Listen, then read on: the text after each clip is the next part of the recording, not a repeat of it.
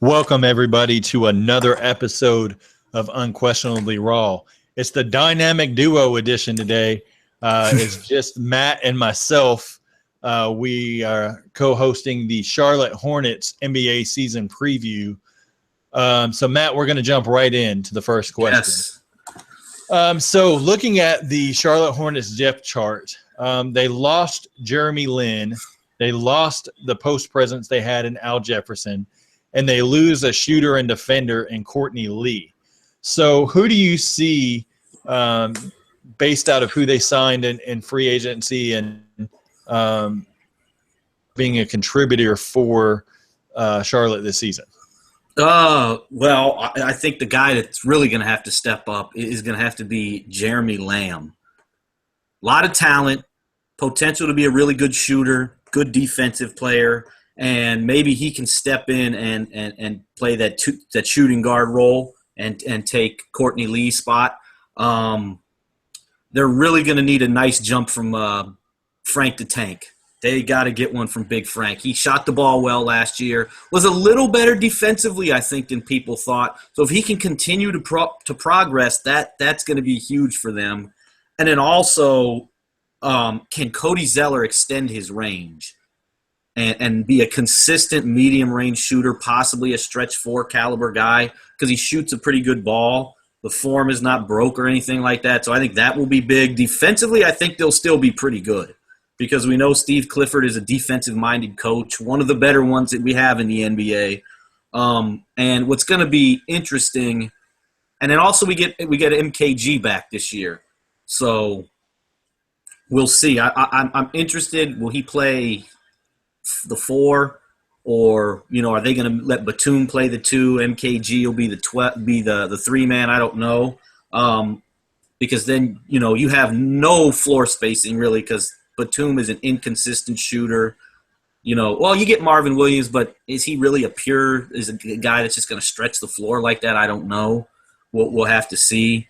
But I think look out for Frank Kaminsky. I think him and Jeremy Lamb, if they can step up, then maybe they can really fill those spots vacated. Now, the point guard position, I don't know what the hell they're going to do, because Jeremy Lin was outstanding for them off the bench last year.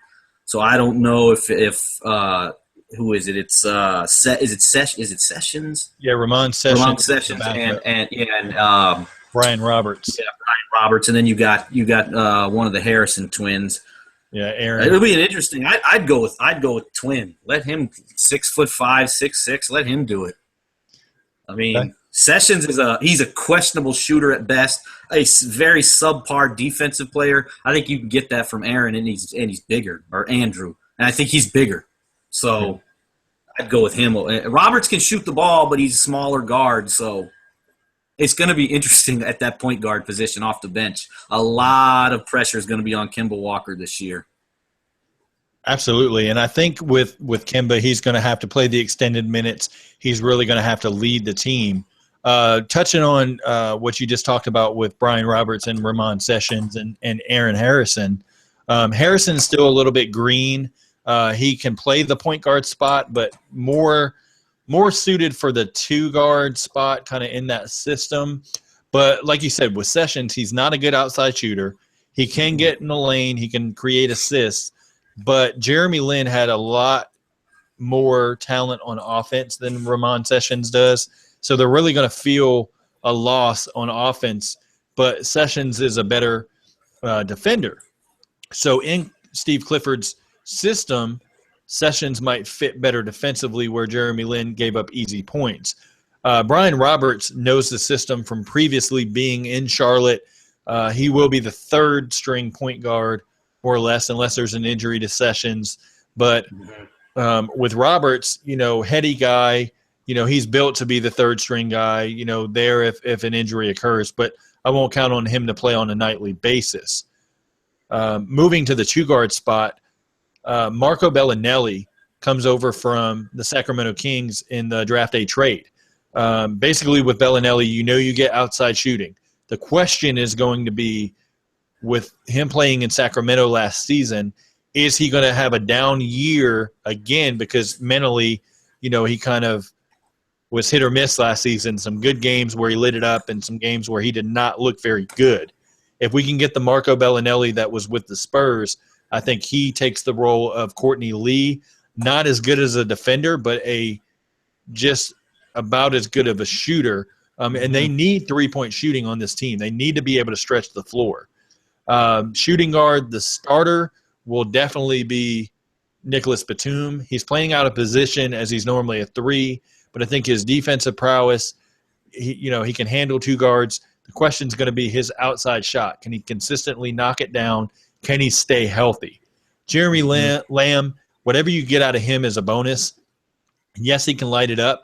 He is playing with Kemba Walker, and they won a championship with UConn together. So I think them mixing together on the floor could be a bonus for Jeremy. It's just a matter of can his head kind of catch up with his physical attributes. Mentally, can he prepare night in and night out?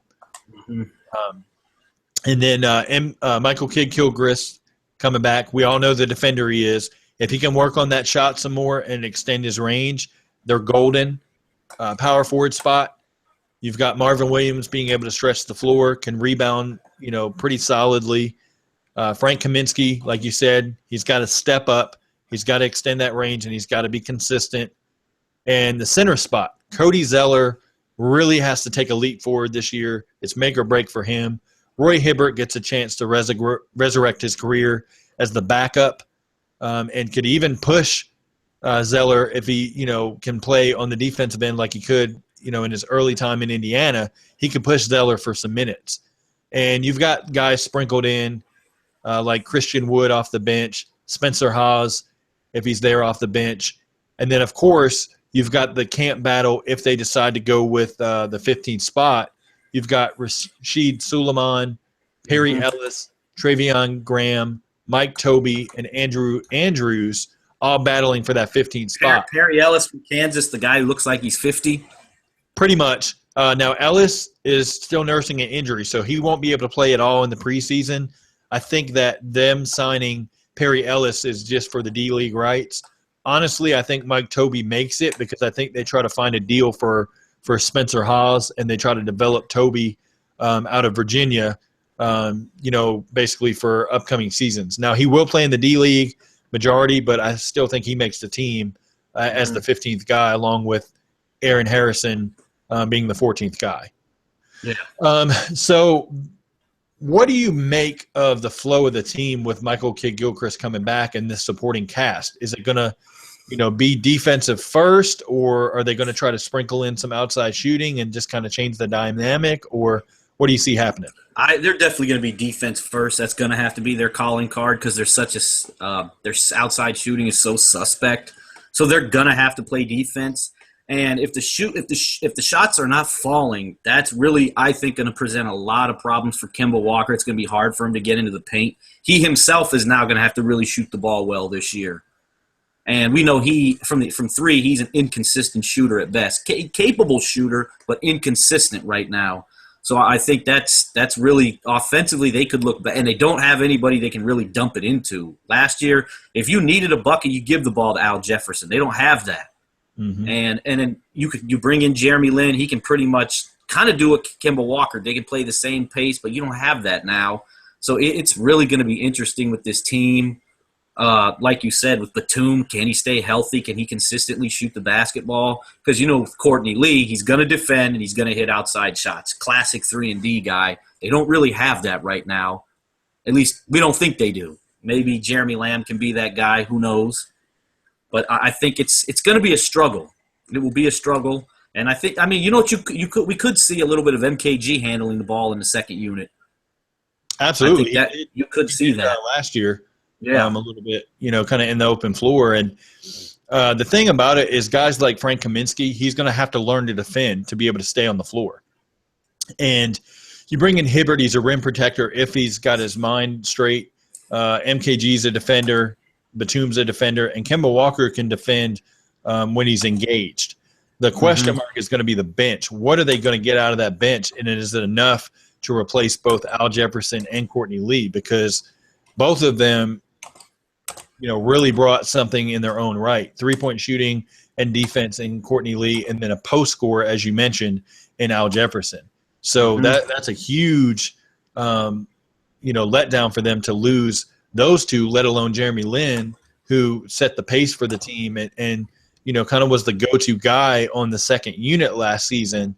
And losing those guys, it's kind of hard to say with all the other Eastern Conference teams pretty much making a leap forward.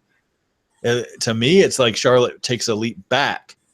And that actually brings us to, do you think that the Hornets will make the playoffs this season? Personally, no, I don't. I think they lost too much shooting with Courtney Lee. I think that was a huge loss. They don't have that post presence, a guy you can dump it down to anymore. I just think it's going to be a struggle for them this year. They're going to be in a lot of games because I think they will be good defensively. That's going to be their calling card. They'll be in games. I don't think they can't. They're going to make it. Can they? Yes. I mean, I think the both of us will probably agree. There's going to be 4, 5, 6 teams all competing for those last 2 spots. And I think the Hornets will be one of those teams who compete. So they could squeak in. I don't think they will. I know when the Hornets fans watch this, we're probably going to get all the comments that we don't know what the hell we're talking about. It's just our opinion, guys. Yep. If they make the playoffs, I won't be shocked. So I think they can get as high as 6 seed this year, maybe 6 or 7. But I don't think they will. I think they'll, end up finishing 9th or 10th in the East. I'm right there with you. I think they narrowly missed the playoffs. I think they're still going to be a top 10 defense, actually probably top 8 on defense. But their offense is just going to where they take a step back. And for them to get the 6 or 7 seed, it's really going to have to be guys like Frank Kaminsky really elevating to where he could be a quality piece, averaging 9 to 11 points a game off the bench. And then you got to have a guy like Bellinelli that just shoots the lights out for them to be able to, take that step forward and knock teams off like the Orlando Magic or Detroit Pistons or even the Atlanta Hawks that are kind of right there in that same range, that are not upper echelon teams but playoff, capable. So yes. What would you say are 3 keys that you think make or break the Hornet season? Obviously, first, defense. Got to defend. They have to be one of the better defending teams in the league this year. And they're capable. They're definitely capable. I think Roy Hibbert defensively is an upgrade over Al Jefferson off the bench. I think that, I think second then is going to be shooting, definitely. They're going to have to be able to space the floor. If they can make, a decent amount of threes, be a decent 3-point shooting team, then they could get in the playoffs. And third, I think, is Frank Kaminsky. Is he going to take another big step this year? If he does, like you said, they could be a tough team to beat. Absolutely. I'm with you. Defense is number 1. They've got to stay top-tier defense to even have a chance. And number 2 is going to be what roles are these guys going to play over the course of the season? Is Jeremy Lamb not going to show up and end up being glued to the bench, or is he going to come in and really light it up and earn his spot in the rotation and kind of push Bellinelli to that backup small forward spot? Same with Frank Kaminsky. Like I mentioned, he's going to have to step up, and they really have to have an engaged Roy Hibbert on the defensive end to shut down as a rim protector. And then third is going to be, over the course of the season, can Michael Kidd-Gilchrist and Nicholas Batum work together and end up both kind of elevating their outside shooting to help? Now, that doesn't mean to be 3-point shooter for Michael Kidd-Gilchrist. That means being able to knock down a 20-footer, in his case, consistently. And then for Batum, it is going to be that 3-point shot. Can he knock it down consistently, along with being engaged to be that lead defender? Because between him and Gilchrist, they're going to guard the team's 2 best guys. And so that's really what I'm going to look for as far as, the major keys with them. And our last question that we have before we close out the show, give me a bold prediction for the Hornets this year. Bold prediction for the Hornets. I'm going to kind of do what I did. I don't know if it was yesterday or I think it was the day before, one of ours. I'm going to go Michael Kidd-Gilchrist, all-NBA defense, first team. Okay. I'm right there with you. I actually was going to say Michael Kidd-Gilchrist, all defensive second team. I think there's a couple guys in the NBA that are going to get it, like Kawhi and LeBron will be there. So I think those guys are slightly ahead, but I'm right there with you because, I mean, basically, you can't really go saying something bold would be the Hornets being a top 2, team in the East, and I just don't think they have enough. So, really can't go with a wide, bold, prediction. But overall, I think they will be competitive. They're not going to be a team like, sorry to say, Brooklyn, who is just developing guys and kind of working through the kinks. They're going to be players that want to win. So they're going to be tough, fighting every ball game. I just think that they have to have those role players step up for them to have a chance. So absolutely, yeah.